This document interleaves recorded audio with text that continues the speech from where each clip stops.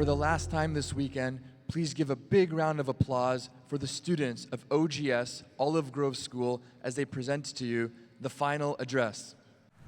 13 years of hardship, physical and emotional torture, enduring ridicule and mockery from his own kinsmen, followed by another 10 years of establishing an Islamic community, building and strengthening an ummah, then worrying about them and crying for them into late hours of the night until his beard is wet with his precious tears.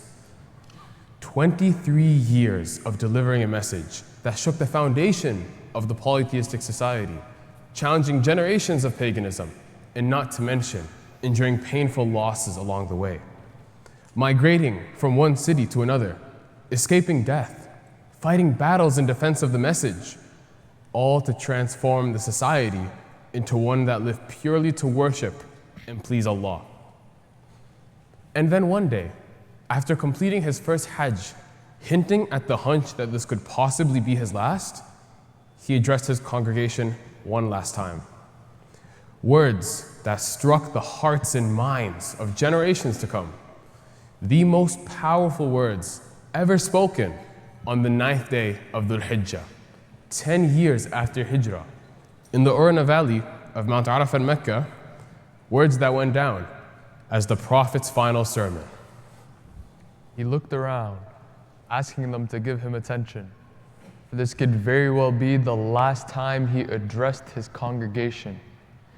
They wouldn't be ready to accept this, and he knew it for a fact, that one day they would not see him, hear him, or consult him before they act. So he gave them a task, a responsibility, that they would have to take on, for this would one day be a reality. To mark his words, absorb his message, and move it forward by embodying the Quran and the Sunnah, so those who never enjoyed his company could also live up to be his ummah. قال رسول الله صلى الله عليه وسلم أيها الناس فمن كانت عنده أمانة فليؤديها إلى من ائتمنه عليها. He reminded us to be trustworthy and said, O people, forever loved for his honesty, forever known as Al-Amin. He first and foremost reminded us about amana and its significance in our deen. As sacred was the date, the place, and the time when they stood, so is the life and property of every Muslim over another, establishing the essence of brotherhood.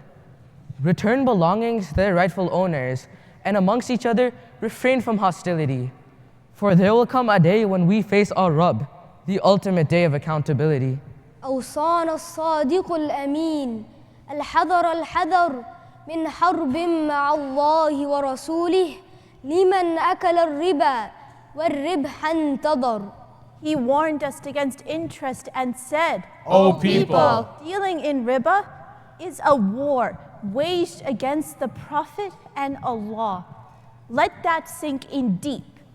For while interest on your lending is forbidden, only your capital is yours to keep. Do not allow this injustice upon yourself, nor inflict it on others. For what good you wish for yourself is what you should wish for your brothers. O believing man, never tamper with what Allah has permitted, nor what He forbade. For this is a trait of the disbelievers, a deceiving game they forever played.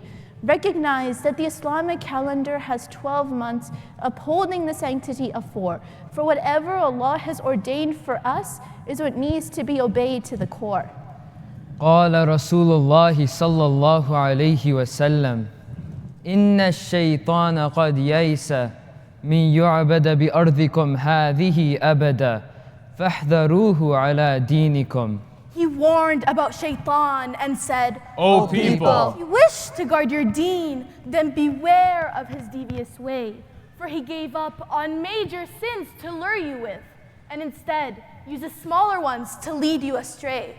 قال رسول الله صلى الله عليه وسلم أيها الناس اتقوا الله واستوصوا بالنساء خيرا. He spoke for the women of his ummah, addressing the men about the women in their household, He reminded them not only of their rights, but also the responsibilities that they are to uphold. Not to forget that this union is with Allah's permission, promising mutual love and respect, expecting not mere submission. When they keep your rights in mind, then why should you not take care of them and be kind? They're your partners and helpers in all that you do. And remember, it is this trust of Allah that we have to live up to. And while these are your obligations, as husbands, your wives have responsibilities too. And it is upon the women to uphold them, safeguarding their haya in everything they do. أوصانا الصادق الأمين اتقوا الله ربكم وصلوا خمسكم وصوموا شهركم وأدوا زكاة أموالكم وأطيعوا ذا أمركم تدخلوا جنة ربكم. He took us back to the basics and said, O people, maintain Tawheed, worshipping one and only Allah. Bow down to Him 5 times a day in Salah. Fast to attain righteousness. Give in zakat to cleanse your wealth, and make the Hajj at least once if blessed with money and health. قال رسول الله صلى الله عليه وسلم أيها الناس لا فضل لعربي على جميع إلا بالتقوى. He talked about equality and said, O people, we all come from Adam and Eve, Arab, non-Arab, black and white.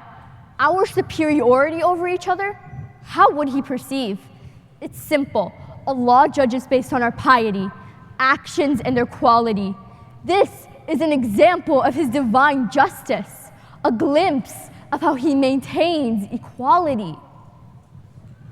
He took a promise from them all and confirmed, once the message was conveyed and prophethood forever sealed, no new messenger shall be sent, nor any ayah be revealed. So hold on to the Quran and His Sunnah as your guide, for that is all you need to. Sami'na wa ata'na, listen and abide. Pass on the message to those absent today, relaying it till Yawm al-Qiyamah. In a manner that is understood better than ever, He left them with this amana. He then asked them a question that no man present could deny, leaving no heart feeling pain and no eye was left dry. O people, have I faithfully delivered unto you my message, expecting an answer true and firm? Allahumma na'am, Allahumma na'am, Allahumma na'am. And finally, resting his case with Allah, his words were clear and simple. O Allah, be my witness that I have conveyed your message to your people. اليوم أكملت لكم دينكم وأتممت عليكم نعمتي ورضيت لكم الإسلام دينا.